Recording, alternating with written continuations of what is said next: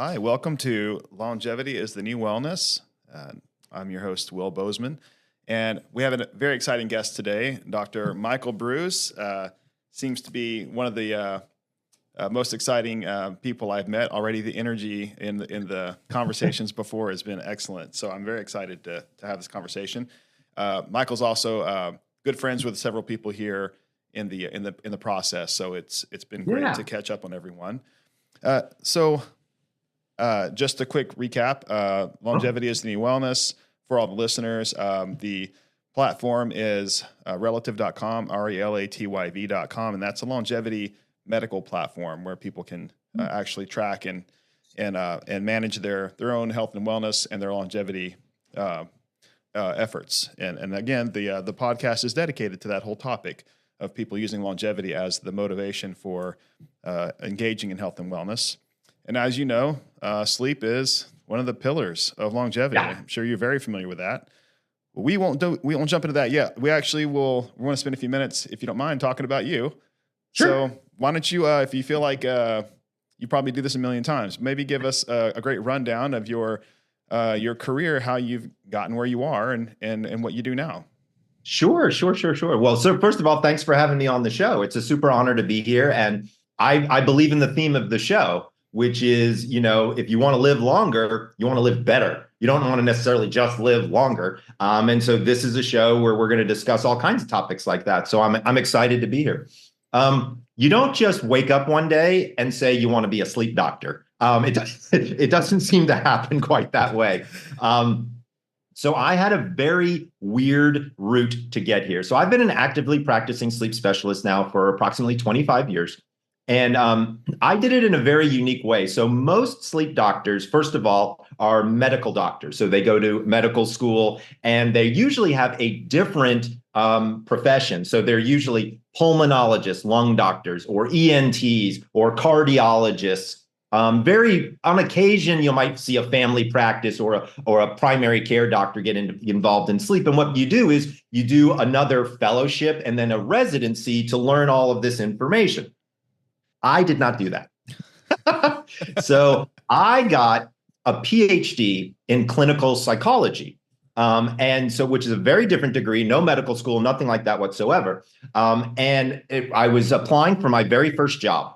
And when you're applying for your first job, you may remember this. All I wanted to do was have them offer me $30,000. If they offered me 30 grand, I could afford health insurance. Like everything was going to be amazing, right? Like you remember that time in your life where that was where you were? So that's where I was. So I go in and right before, and I was discussing this with my girlfriend, who now happens to be my wife at the time.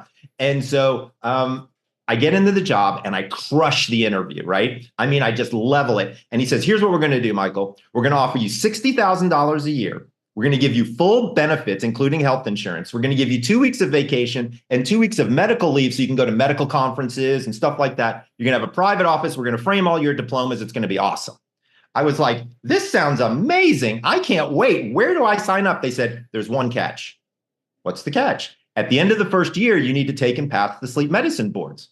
I raised my hand and I said, remember, I'm a PhD, not an MD. Those are medical boards. I can't take them. And they said, they have openings now for non-MDs to take the medical boards because it's a new board. There's 1 year left. You have a 1 year contract. If you don't pass, you're fired. Wow. So I went home and you know what I said to my girlfriend? 60 grand. Right? I was like, there's no universe that I'm going to take the medical boards without going to medical school. So I told my girlfriend the whole thing. And she turned to me a week later and she was like, are you going to do it? And I was like, do what? She's like, take the medical boards. I was like, are you crazy? And she turned to me and she just said the most important thing that I think it's ever actually happened to me. She was like, I think you could do it. That was all it took, brother. Wow. I love that. So I studied for a year. So every single day I'd see 30 patients a day, and then I'd read 15 sleep studies. Then I'd go to the law library where I had rented a little booth, and there was a reading list. And so I taught myself neurochemistry, neurophysiology, neuroanatomy. I taught myself general medicine, some pediatrics. I'm one of 168 people in the world who've ever taken and passed the sleep medicine boards without going to medical school. And so from that point forward, I was in practice. I worked with MDs side by side.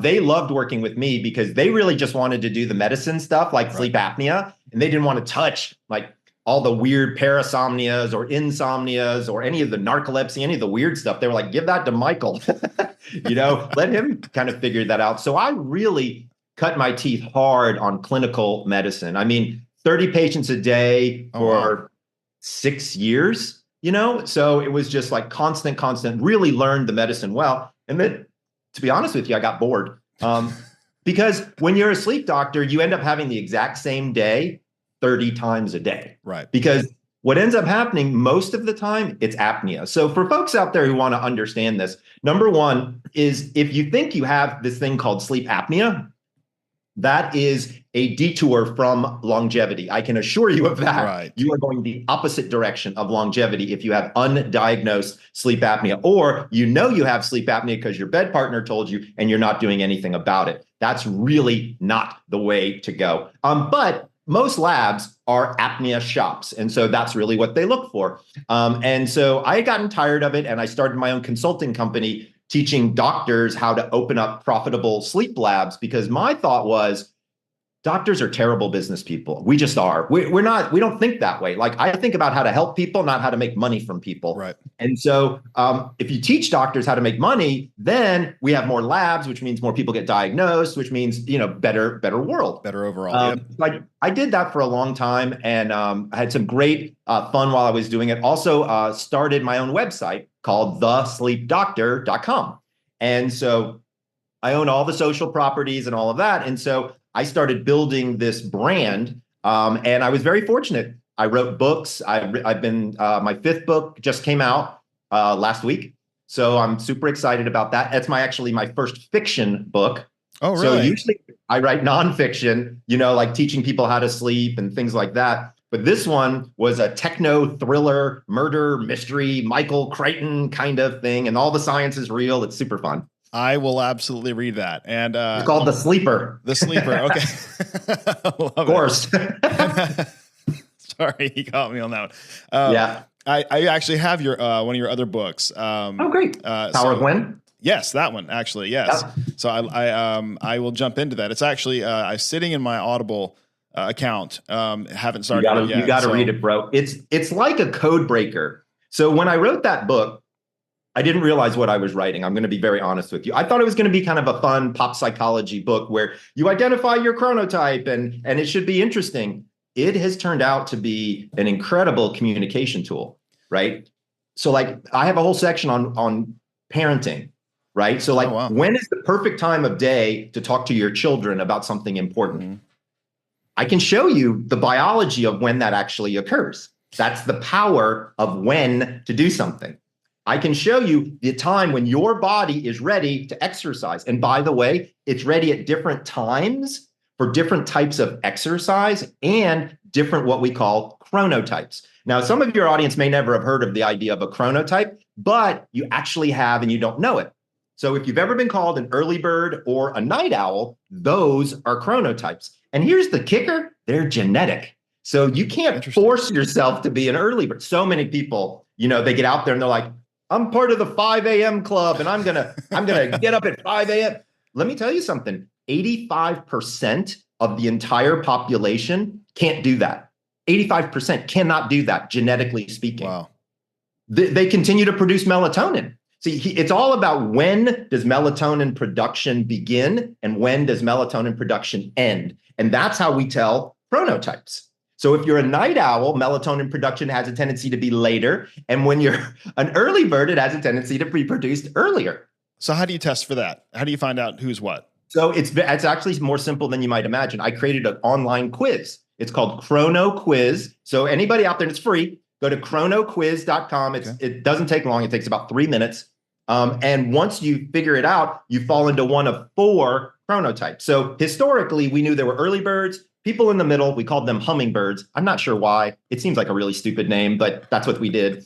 And night owls, right? We used to only have 3 categories. So what I'm known for is I found a 4th category. Okay. I found a category of insomnia that I believe genetically is very similar to this idea of chronotypes. And so I put them together. So instead of 3 chronotypes, there are 4. And to be honest with you, I renamed them because I'm not a bird, I'm a mammal. And I wanted to choose an animal that I could identify with. Yeah, right. And it's kind of funny, like when you're writing books and you're sitting in your publisher's office and you're trying to decide, because we had basically 4 avatars, like what are we going to do with these?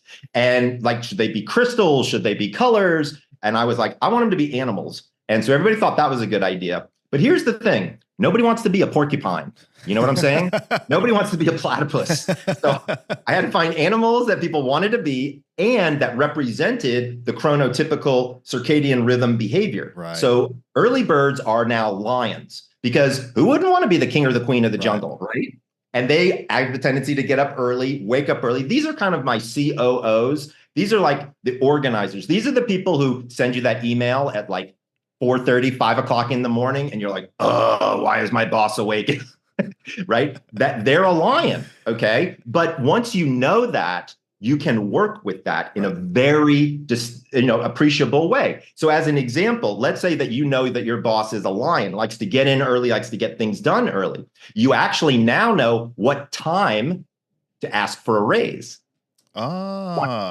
Because they're up early and they're active early and their brain is going early. You don't want to catch them when they're not interested. So you know now, if you're going to ask your boss for a raise, you want to do it in their band of listening time, which is going to be earlier in the day. Then you start to look at days of the week. What's the happiest day of the week?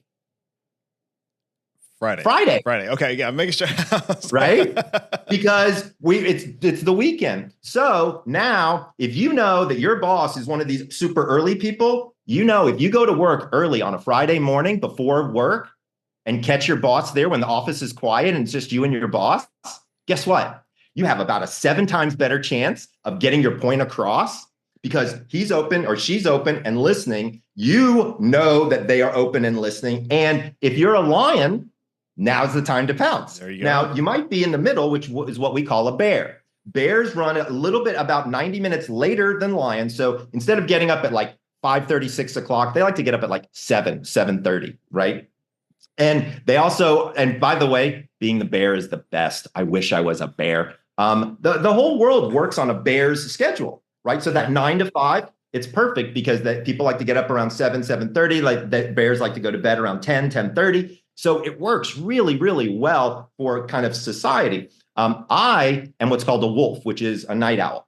And I've always been this way my whole life. It's kind of crazy. And it's interesting, though, because as a wolf, I was called lazy my whole life, right? Because I couldn't do the 8 a.m. class. Biologically speaking, I couldn't do it. You know what I'm saying? Like it was really tough. And so in some of those classes were ones that I needed. And so it was always hard, to kind of go through that whole thing. But wolves are creative. So this is my artists, my actors, people like that, my musicians, people like that. Because here's the thing, if you know, like I'm sure you know somebody, or maybe you yourself are a creative person, right? Like when do you get your inspiration?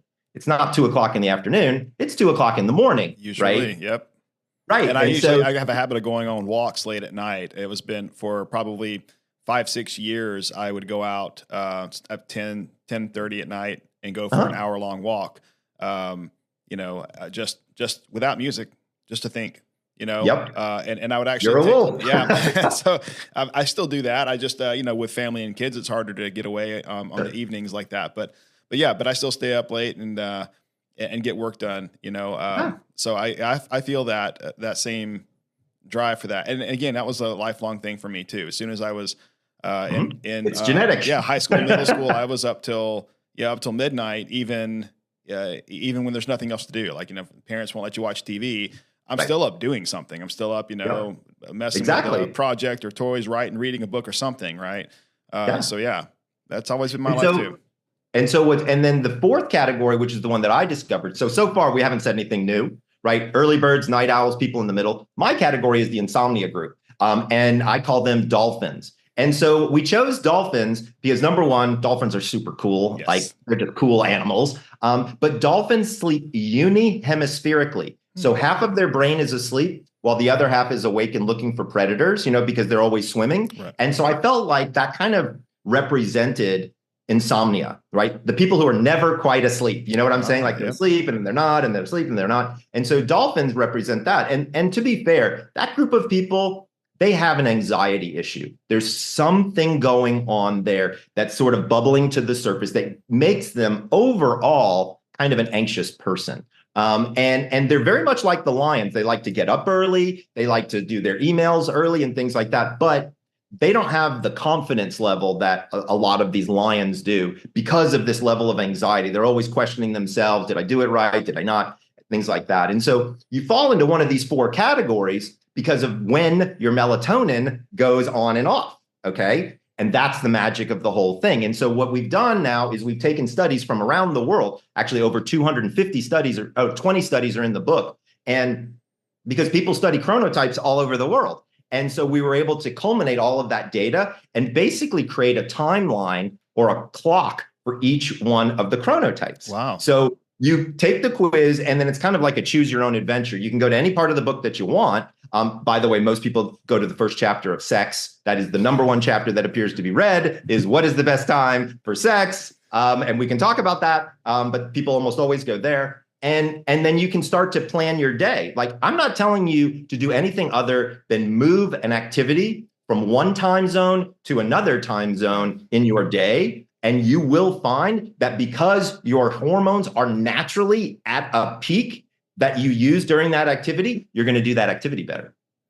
No, this is amazing. I've heard people reference this, and I've listened to a lot of books, right? I've heard this concept reference. I'm actually pretty confident I have heard someone else reference your book in their book, because the way you're describing this, I'm sure they do.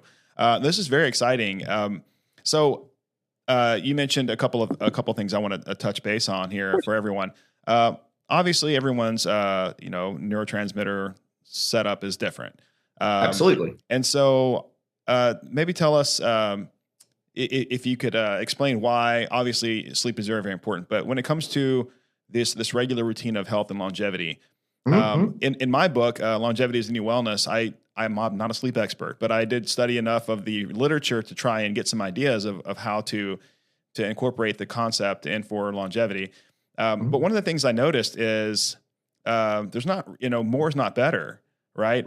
And so a lot of people would think more can be worse. Right, exactly, yeah. And so so one of the things I'll mention briefly here. The thing that makes the Relative platform unique is that I have this longevity algorithm. Calculator? Yeah, it's an algorithm, and it keeps track of all the activity that they're engaging in. It could be anything that they're doing. They're doing sauna therapy, cryotherapy, supplementation, and if they are going to connect a sleep tracker, a wearable, they can actually have that automatically input.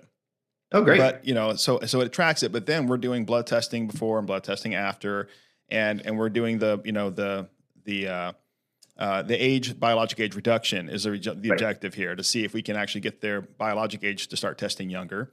Right. One of the things that makes the platform unique is that between those blood tests, we've got usually about a 6-month period. No one wants to get a blood test every month. No. But the algorithm that I put together for this predictively calculates their age reduction based off of the successful completion of events that they nice. So every month they get an updated biologic age score, which suggests that they would probably have lost, a year of age here, and reduced by a year by engaging in these, according to the literature and everything that's published on what your actions have produced for you. And we do that every month so that it keeps them engaged and keeps them motivated, because they can see progress, right? 6 months. So how does sleep factor into your algorithm? So sleep, that's what I was going to ask you about. Sleep, I actually factor sleep in as a zero sum factor. So like more doesn't give you a better score. And some people were questioning me about that. They're like, hey, what is ideal? Well, everyone's different. And this is where it's hard. So the dilemma that you're coming up against is one that we see a lot in sleep, and that's the idea of quantity versus quality. Right. Yeah. And please explain that, because I do have people that already ask that question all the time, and I'm not the expert. Now I know someone who is, and I can. Feel free, call me. Absolutely. So at the end of the day, historically, people always used to say, I got to get my 8 hours. I got to get my 8 hours. Okay. I want to be very clear. 8 hours is a myth. All right. 8 hours came from a study back in the 40s where they locked people in these basically deprivation tanks for 30 days. And they ended up sleeping 12, 13 hours a day to catch up. And then by the end, they couldn't sleep more than 8 hours and 13 minutes. So that's where 8 hours kind of came from. I would argue that sleep has evolved since that period of time, okay, with the amount of blue light, communication, stress, anxiety, medications, caffeine, pollution, like the list goes on, right? And so sleep has changed since then. And for me, I no longer tell patients there's a time limit or a time that they're looking for. It has more to do with how do you feel when you wake up? If you're not a tracker, like if you have an Oura Ring or a Whoop strap or an Apple Watch or whatever, and you track your stuff or through your tracking devices, maybe they do it that way. That's going to be where you start to learn more about the trends of your sleep. Because here's the other problem is once you get a tracker, who knows what to do with the data, right? Like I know exactly what to do with the data, but I've been studying this shit for 25 years. So it's like, like I better know what to do with the data at that point, right? And so I tell you, me personally, I'm super frustrated with a lot of the tracker companies because they won't teach people. Like, you don't understand, dude. Like I was in New York yesterday doing NBC, and the host came up to me with her phone and said, "Hey, what does this mean?" Right? And she had a tracker. She had a sleep tracker. Right? That happens to me every single day. No matter where I go, if I identify myself as a sleep doctor, the phones whip out and people are like, what does this mean? Let me pull up my last month of data here. I want you to give me an eval, right? Yeah, exactly. And number one, I never mind doing it. I always, help people out and try to explain what's like I did it this morning at the gym, right? It's just, but they don't have that kind of information. And so it's a little bit of a catch-22, right? And so you want to get quality sleep, you want to get, higher quality. And the only way to measure that is with these trackers. And we really don't know how to use the trackers, right? So that's why I revert back to when you wake up in the morning, within the first 5 minutes, how do you feel? Okay. If you feel rested, you are. There you go. Okay. There you go. And that's another thing that drives me a little crazy is when somebody says, "Oh, I got a 90 on my ring this morning and I feel like crap," or I woke up and I feel great and I got a 62 on my sleep score. Right. Like they don't a lot of times match, and that becomes demotivating for a lot of people as well. So number one, you should track your sleep if you can, but before trackers, I just did it with a paper and pencil on a sleep diary, which is what I use with my patients. We have on my website, thesleepdoctor.com, if you look up sleep diary, I have one downloadable, teach you how to use it. I think there's even a video, and you can track your sleep without it costing you a fortune and start to see trends and start to understand things. Because just to be clear to everybody out there, if you came to see me as a patient, you've got a piece of paper and a pen. You don't have a tracker. Now, most of my patients have trackers anyway, so I dig into their data as kind of a fail-safe if they didn't fill out their diary, but every single person that comes to see me uses a diary. No, I love that. And by the way, for all the listeners, we're going to have links that you can just click on for your website. So everyone who's listening will know that. They can find you pretty quickly. I imagine people listening are writing, pretty easy. Writing stuff down too. But so we don't actually have our own trackers. We just we connect to any of the others out there. But one of the things that you're right about is people don't know the difference between what the tracker is showing as being quality, good sleep versus how they feel. Good example, this morning I got to bed. I don't know why. I know why. I'm actually, whenever I'm excited about something and I'm motivated, my brain's going. Absolutely. I can't go to sleep. I've got too much to think about. If I jump into a project, even if it's just like writing or anything at all, I mean, you know what? I'm one of those people where if I've got something I'm working on, I won't go to sleep until my body just shuts down, and then I'm just going to fall asleep on the desk. But classic wolf. Okay, there we go. Okay, classic. So last night I was up till probably almost 2:00. Unfortunately, got up this morning around 6:30, and I actually felt fine. It was. But then again, I have kids, right? So the kids are up, and I had one that came in and woke me up to find out something. I'm like, okay, thank you. But I woke up and I actually didn't feel the need to go back to sleep. I was like, I'll get started with the day. And I'm also motivated in the morning to get up and do things. Right. And so honor that. Right. So if that's what happened, you're probably good to go. Like, it's not like your brain is fooling you. And, like your brain is very good at letting you know when you're tired and when you've got energy. I mean, this is a pretty good system. I mean, it works quite well, So I tell people all the time, that's a big issue too for longevity, by the way, is amount of sleep and consistency of sleep. Right. Like, if we're really going to talk about longevity and talk about wellness, if I had one thing to say to your audience, it's 100% about consistency in your sleep. Okay. And I want to tell you this, it's not consistency in your bedtime. Okay. It's consistency in your wake up time. Okay. All right. Nobody should sleep in on the weekends. Okay. Gotcha. Let me explain why. So from a biology standpoint, this is how sleep actually works. Okay. Is your core body temp. Well, all right. I'll start with when you wake up in the morning. Okay. Your eyes open up, sunlight hits your eye. You have a very special kind of cell in your eye called a melanopsin cell. It sends a signal to the brain to turn off the melatonin faucet in your head. Okay. Now think about it. Then most people don't know this, but then it sets a timer for approximately 14 hours later to turn melatonin back on. Okay. Now it's a timer, not a clock. And gotcha. Here's why the difference. So if you're waking up at 6 during the week, 14 hours later is 8 p.m. Melatonin kicks off about then. It takes an hour and a half for you to get it up to plasma concentration levels. Now it's 9:30. You're starting to get sleepy. You're in bed at 10. You're asleep by 10:30.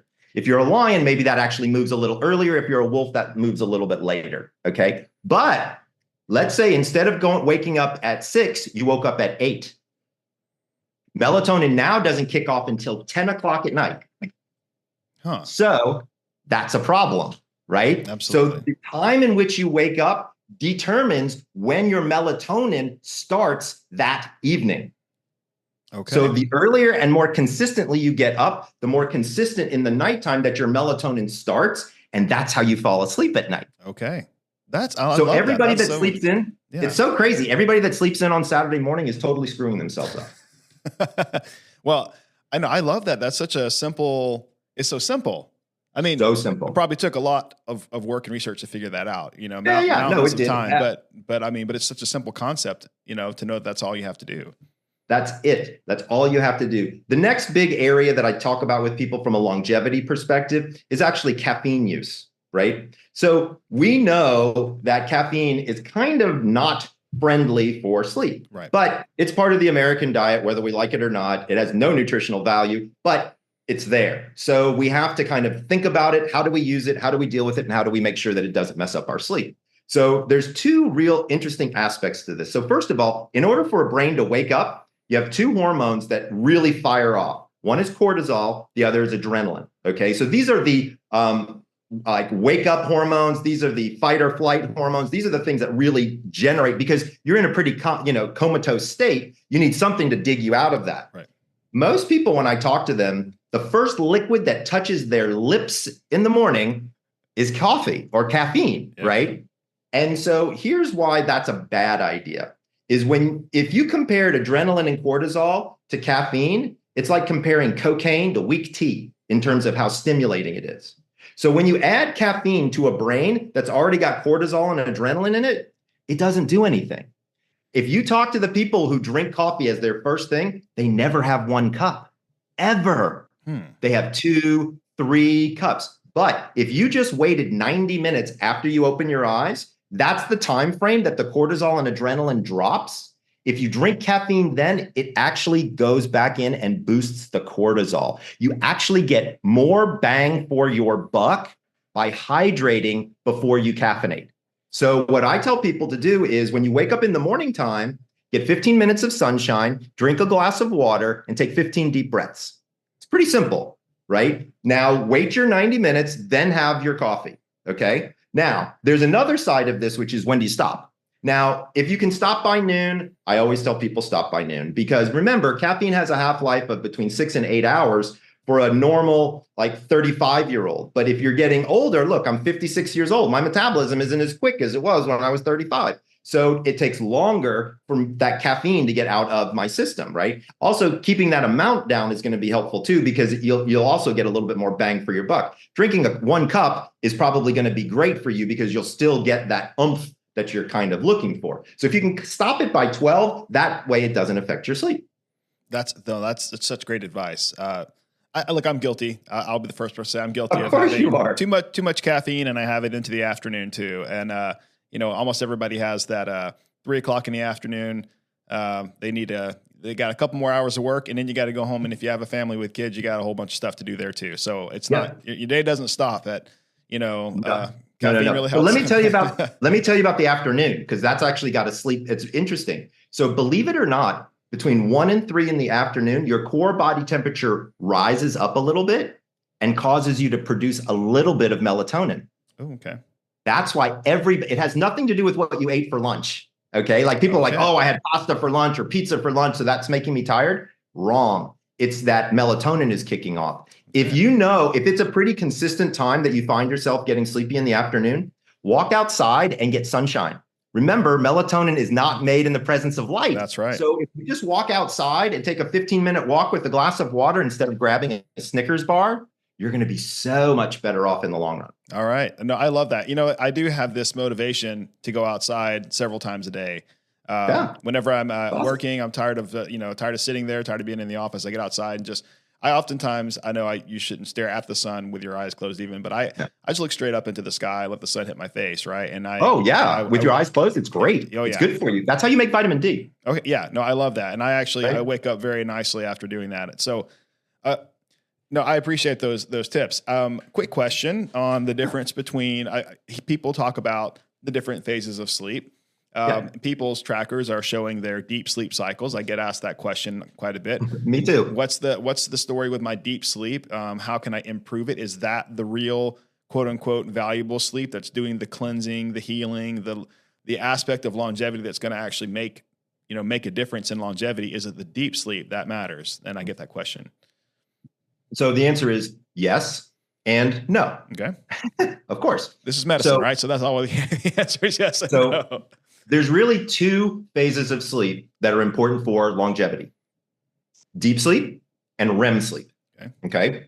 Deep sleep is physical restoration. That is when the garbage truck comes in and takes out all the bad proteins. It's called the glymphatic system. We now know that during stage 3 and 4, it's kind of like waste management system of the brain. It pulls out something called beta amyloid and tau, which are the 2 proteins that wrap around the nerves, and that's called Alzheimer's. All right. We obviously want to avoid that. So more deep sleep means less Alzheimer's is basically how to think about it. And when you're talking about longevity and wellness, we clearly want to steer clear of those cognitive decline types of diseases.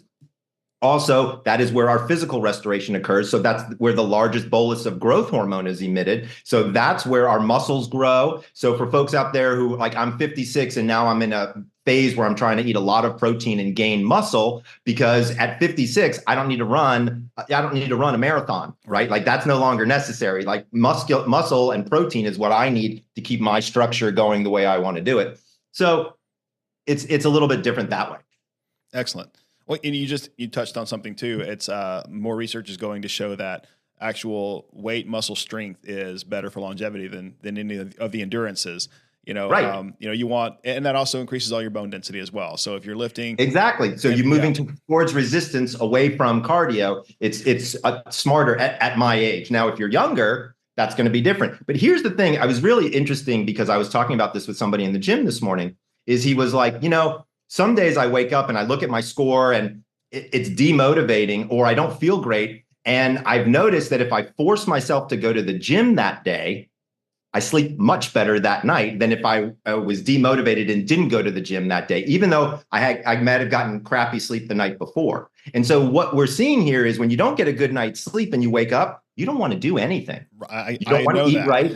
Yeah. Right. You don't want to eat right. You want to eat something that tastes really good, like a donut, right? So again, sleep, if you can keep sleep consistent, I would argue, other than breathing and hydration, it is the most important factor in wellness and in longevity. I agree. Look, I fully agree. I've read so much about it already. I'm looking forward to reading your books too. Now, I'm glad you have several. So Yeah. But back to the deep sleep, people ask, can you improve it? The single biggest way to improve deep sleep is regular exercise and consistent sleep. It's very simple. Also, by the way, sleeping within your chronotypes kind of guidelines, we know that both deep sleep and REM sleep increase. Okay, excellent.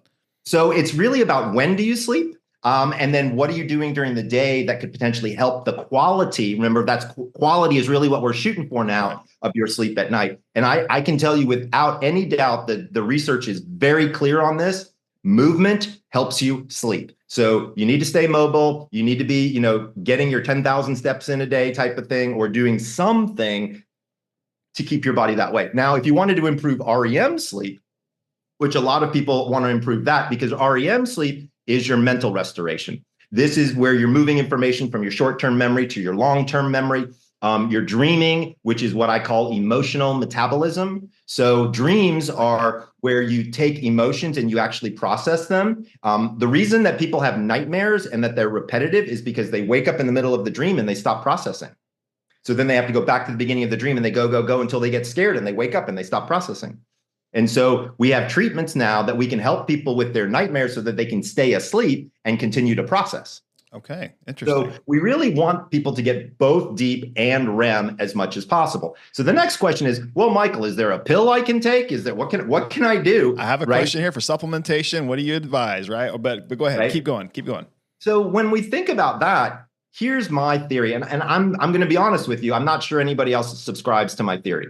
But what I do is when a patient comes to me and they've got we're tracking their sleep and we're wondering what's going on and we want to improve one or the other, I think it's more behavioral than it is pill. Okay. So the very first thing that I do is I ask them to go to their doctor and get blood work done. And I'm looking for 4 things. Usually I only get 3. I'm looking at their magnesium, their vitamin D, and their iron. Okay. I like to look at melatonin, but to be fair, you have to have a separate test. It's a saliva test. It's kind of a hassle, right, and most doctors don't do it. So you'd have to order it, and you'd have to be really into it, right, in order to get your melatonin test. But if any one of those 3 is deficient, and by the way, those 3 are deficient in like 90% of America, I want to get the body back up to par levels on that. And I want to see how the body reacts on that. I can assure you, you do not have a deficiency of ashwagandha in your body, okay? But you might have a deficiency in iron, right? Or vitamin D or magnesium, which are essential for many, many things that are going on in the body. And so I like to get the body up to working levels first with no deficiencies. Right. Then I look at symptomatology, right? And so I try to change the symptoms with behavior by giving people a set bed schedule. Right. So what we do is a technique with insomnia called sleep compression or sleep restriction, where we tell people, and this seems incredibly counterintuitive, for people who can't sleep, we tell them to go to bed later and get up earlier. And they're like, what?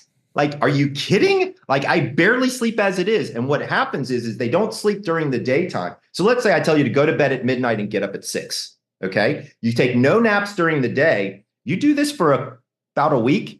You're going to be pretty damn tired. Oh, yeah. You'll need to catch up, right? So then your body's going to want to go to sleep exactly when you are ready to go to sleep. That makes a lot of sense.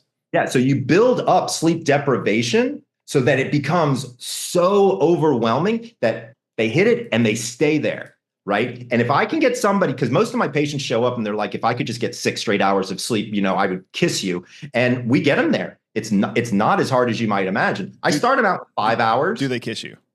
Sorry. I usually don't let them kiss me. It's probably with COVID and all of that nonsense, probably not the best idea. And most of my work is on Zoom anyway, because I see patients everywhere. Like I can see patients, anywhere in the US. That way I can kind of talk to them and work with them and coach them that way. But that's kind of what I do is I start to look at then I test their chronotype and I make sure that they're asleep within their chronotype. I make sure that their blood work is good.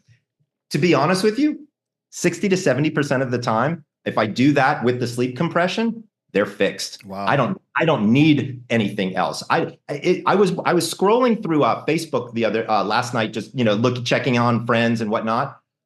Honestly, I counted 12 ads for sleep products. Wow. 12 of them.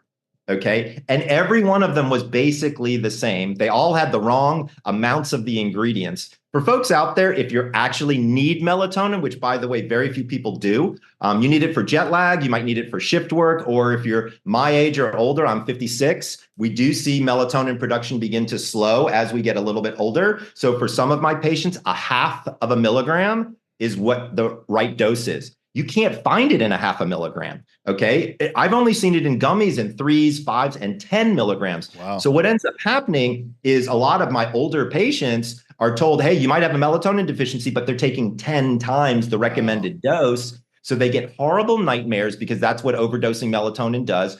Also, people don't know this. Melatonin, it's a circadian pacemaker, right? Like we know that it changes the effectiveness of diabetes drugs. It changes the effectiveness of antidepressants. It changes the effectiveness of heart drugs like blood pressure. So like this is not something to mess around with, but yet we can go to any drugstore in the United States and it's sitting there on the shelf to grab. Right. So, you know, when we think about these things like longevity, like here's what's interesting about longevity is melatonin in and of itself is a tremendous antioxidant. Okay. And a lot of people take 10 milligrams a day because for the antioxidant effects. During COVID, people were actually coming home from the hospital being told to take 10 milligrams of melatonin a day. Wow. But the timing of when they take it is going to have an effect. And you know, the way they take it, if it's in a tablet versus a liquid versus a like a thing that goes under your tongue, it gets complicated. Wow. No, that's very good to know. I didn't realize. I don't take melatonin myself. I haven't really needed to, but you probably never will. And you know, like you said, it sounds like I probably won't. So the majority of deficiency that's interfering with sleep is probably coming from magnesium and vitamin D, right? Is that? Yep, absolutely. And iron for women in particular. Right. Okay. Because, you know, women with their periods, they lose a lot of blood. So a lot of women are anemic. And we do know that low iron can give people a restless legs type of feeling. So their legs get creepy crawly at night and they can't fall asleep. So it's very debilitating. Gotcha. Okay. Good to know. Do you have any opinion on people doing health and wellness IV therapies for with magnesium and vitamin D in it? I just had a guest a couple of episodes ago who that was her. She's a nurse practitioner. That's her entire practice. She's got a big IV program. Yeah. I mean, here's the thing. However you can get it, get it. Here's the problem is there's 10 different types of magnesium. So you really have to be working with a practitioner who knows their stuff. It sounds like your previous guest did. So like they know like how to create that cocktail of, you know, what ratio of saline to magnesium and types of magnesium to do. As vitamin D, to be honest with you, you can buy it for pennies a pill. Like you go to the store and buy a bottle of 5,000 international units. The pills are itty bitty teeny tiny. Yeah. And I mean, honestly, the whole bottle is going to cost you like $6 and it's got like 1,000 tablets in it. So like, just go buy a bottle and take it every day for me. D3 is what you want. And it'll work like a charm. Now, I will tell you that there are some times where what I thought you were going to ask me about was cannabis. Because I'm here in California and cannabis is legal. Cannabis is legal in now 26 states, 30 something for medicinal use. So a lot of people, especially as they get older, are looking at higher levels of anxiety, poor sleep, aches and pains. And we're starting to see data to suggest that cannabis could be helpful. And I'm not just talking about CBD here, right? Because everybody asks me about that. Like, is CBD good for sleep? Let me be clear. There's one study that I've seen that shows that CBD has been helpful with sleep. However, what CBD does help with is it helps lower anxiety and it helps lower inflammation or pain. So if you're not sleeping because you got monkey mind, or you're not sleeping because you have pain, CBD might help those ancillary issues, which then might help your sleep. Right. But I want to be very clear, CBD is not a sleeping pill. CBD helps lower anxiety and helps lower inflammation. At least that's what the data has said so far. Right. My personal belief is I like people to have a little THC, which is the psychedelic part that makes you feel a little funky, because it really lowers anxiety much better. I think that most people, if they have just enough to take an edge off, that allows the natural sleep process to kick in. I want to be clear about something, though. I don't want people out there getting stoned and going to sleep. I want people using this as a medicinal property and use it in amounts that make sense for their age, their gender, and all of that kind of stuff to use it as a natural sleep aid. My opinion on that is not very popular. My opinion is it should be, more managed, right?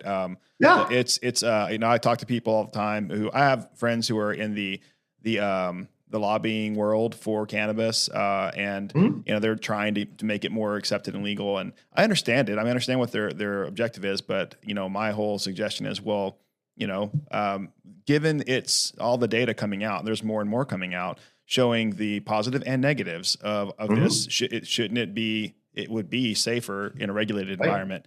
Not just restricted as a illegal drug, but it just as a regulated, make it a scripted product, available through the medical process. So it can be managed and regulated. If it's that great for medical use, let's make it more medical. But, hey, that's just one opinion. And again, I don't disagree with that. Here's the other problem is, at least now in the states where it's legal, we're not worried as much about purity standards, right? Because in the black market where people used to buy marijuana, you never knew what was in the marijuana that you got. It could be laden with fertilizer. There could be dead bugs. There could be all kinds of crazy stuff in there. Now, obviously, they've got sterility practices and processes. So we know that the product is getting a little cleaner, but a lot of people don't even realize that the cartridges, those are made with all kinds of really hard, like benzene and like not phenobarbital. There's a couple of things in there that they're not good. And so you want to look for things that are steam distilled versus chemically distilled. So there's a lot of information. You have to really get into it. But it's interesting. And I think that is going to start replacing conventional pharmaceuticals. So there was a great study in the state of Colorado where they were monitoring drugstores, in particular drugstores that sold PM medications like Tylenol PM and Advil PM and things like that. So they got the number of those that were being sold every month. And then a dispensary opened up in that county.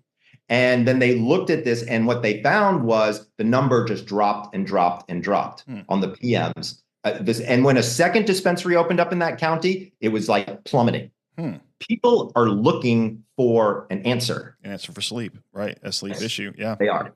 People are looking for an answer. Anybody who's gone consistently without enough sleep knows. It's like, I've described, I have people all the time on the show, and we talk about all the different issues. And I tell them in my history, and you probably don't know much about my history, but I've been in the, I was in med school as well, but I left early to go into the biotech field. Smart. And so, thank you. And then more recently, I've been, about 5-6 years ago, I created a pain treatment program, a non-pharmaceutical, non-surgical pain treatment program called neurofunctional pain management. And it uses a combination of high pulse electrical therapy along with IV therapy. Works amazingly well for chronic pain, neuropathy, back pain, joint pain, fibromyalgia, all those things. But it's really great. I love it, and patients have tremendous success with it. And there's no medications, right? So you have that same issue. But one of the things that we have noticed, which has actually gotten me more interested in the sleep aspect, is that one of the first things people would point out to us with our specific treatment model is that they slept for the first time. Slept through the night for the first time in a decade. Yeah, they've gone consistently without a full night's rest. Yes. It's detrimentally impaired them for years. Yeah. So pain patients in particular are the toughest. So I actually, so when I lived in Arizona, one clinic day a week was at a pain center because people in pain don't sleep. And I wanted to understand that very deeply. So I worked there for about 5-6 years to really understand it. And there's several different issues that happen there. So number one is, as the pain patient approaches the bed, their anxiety is already increasing because they're thinking, am I going to throw my back out in the middle of the night and get woken up? Am I going to be able to get comfortable? All of those anxieties are going on in their head pre-sleep. So that makes it very difficult for them to fall asleep, number one. Number two, the bed itself may not be able to be manipulated in a way that's healthy for their pain point, right? So if they have low back pain, they may not have something that articulates or something like that would be better for them. And so there's the process of that. And then when they're also afraid of waking up in the morning and feeling like crap. Also, if they take medication for their pain, they're always worried about that wearing off in the middle of the night. and then them waking up and then having to go find their pills and then going to, do all of that. So there are very specific reasons that pain patients in particular don't sleep well. And so my guess is that with your IV, if you're like, for example, if your IV has magnesium in it does, and you're helping, which it probably does, of course they're going to sleep like a stone, because they a lot of those pain related issues are being overcome. Number one, they've got a formal medical treatment. So psychologically speaking, they're like, heck yeah, I shouldn't feel any pain. And a lot of that can go pretty far within this rubric of understanding how pain works, because pain is really a perception. It's not necessarily physical damage that's going on. So it's very interesting group of people to work with. Oh, it is, and I feel like there's a direct impact for longevity, specifically for those patients. Of course. I mean, no one's ever put into those two together, chronic pain and longevity. They're not topics that are typically overlap. Really? I would think that people who are in chronic pain don't live long. Well, no, you're absolutely right about that. Their lifespans are definitely shortened by all these issues. What I think is not very common is in the popular world of longevity, like the speakers, the books. They're not really talking about chronic pain. They don't have an association. They're talking about cold plunges and saunas and green drinks and how do you get a patient to want to do all that stuff if they can't even walk up and walk to the bathroom? In the middle of the night, like you just mentioned, I hear this story all the time. We've had thousands of patients go through our program. One of the things is, I wake up in the middle of the night and I start sweating over having to go to the bathroom. Right. The anxiety level spikes. They can't sleep. Yeah. So, I mean, I can go into a lot of stories, but I did want to ask one question because we are going to run out of time soon. And because we could talk for probably hours. I'm sure you probably have a million stories you could tell, and I'd love to hear them all. But I'm going to read all your books so that next time we talk, I'll know them all. But one of the questions I was going to ask is, in our specific treatment, we use a high pulse electrical current called electroanalytic therapy. It's not a TENS unit. It is a higher pulse. It's directly stimulating pain neurons and nerves. It's very interesting. Yeah. And one of the elements of effect that's occurring here is, you've depolarized pain neurons. You inhibit the ability for the actual pain signal to occur, which triggers the de-escalation of the inflammation cycle. Right. And these devices have been in the market for a long time. Long time. Yeah. So, I mean, they've done this for a while. I mean, the one that we use is 30 years plus in the market, FDA, cleared and approved, but you never see them in use because most people don't know they exist. Right. Modern day spinal cord stimulators are the result of that technology. They just have made them extremely refined, and they make them as an implant, and not as an external device. Are you aware of? But you have to have that implanted in your spine. Right. And that's why I tell people all the time, you can get the effect of that spinal cord stimulator with our program, because ours is an external device that reaches the same pulse levels. So are you aware of any direct correlations to sleep with electrical therapies like that? So it's interesting that you say that. I would argue that seems to be like the next wave of technology that's starting to get involved in sleep. They're calling it frequency technology. I've heard of that term. Yep. And so what it is, it's like sending frequencies into the body during the evening time that would, in theory, and I have not seen any data that makes any sense on this, by the way, raising delta sleep or raising REM sleep, right? So what they're kind of going off of this old tuning fork idea, where if you present a stimulus, then your body will tuning fork, you bang one, if you put it next to the other one starts to ring. Right. Mm-hmm. Same idea, right? Is you put a stimulus on the body and then the body should recreate said stimulus. I just haven't seen enough data to make me feel comfortable with it yet, just to be honest with you. Yeah. But I have seen it in the spinal literature where it's very well documented. But I have not seen anything really good yet. But I do feel like that's the future. Like that's basically what people are going to do, is they're going to strap on a headset or earphones or something like that's going to shoot a wave in and knock them out and keep them out and then wake them up one day. Me personally, I think it's a terrible idea. I can get people to sleep without any of that shit. Well, no, I agree. I agree. No, what we've noticed is even without the IV, people who just got the electrical treatment, there's a release of neuropeptides, right? Absolutely. It's stimulating the nerves. This is not a sleep triggering, pulse No, or it weight. shouldn't This is be. just, it's actually external peripheral body, right? You're talking about legs, Right. legs and arms and knee and joints. And these I would nerves. tell you though that if you're reducing pain, you're almost always going to increase sleep. Right. That makes perfect sense. And we've actually, this Right. is where I want to actually conduct an entirely separate study. Well, we should do it together. I would love to do this. I actually have a couple of providers who are very excited to jump into this. I have a lab. Okay, boy, there you go. I've got one of my providers actually. She wasn't in pain, and she wears a wearable, right? And she's tracking her sleep for years. She got a single treatment, a 1 hour treatment of the high pulse, full body, right? So it's tapping through all the nervous system, not just in one local area for pain. She did that, and that night she had an additional 40 minutes of deep sleep registered on her wearable, and she had an additional 30 to 40 minutes the next 2 nights after that. And she came to me and said, "What in the world does this thing do?"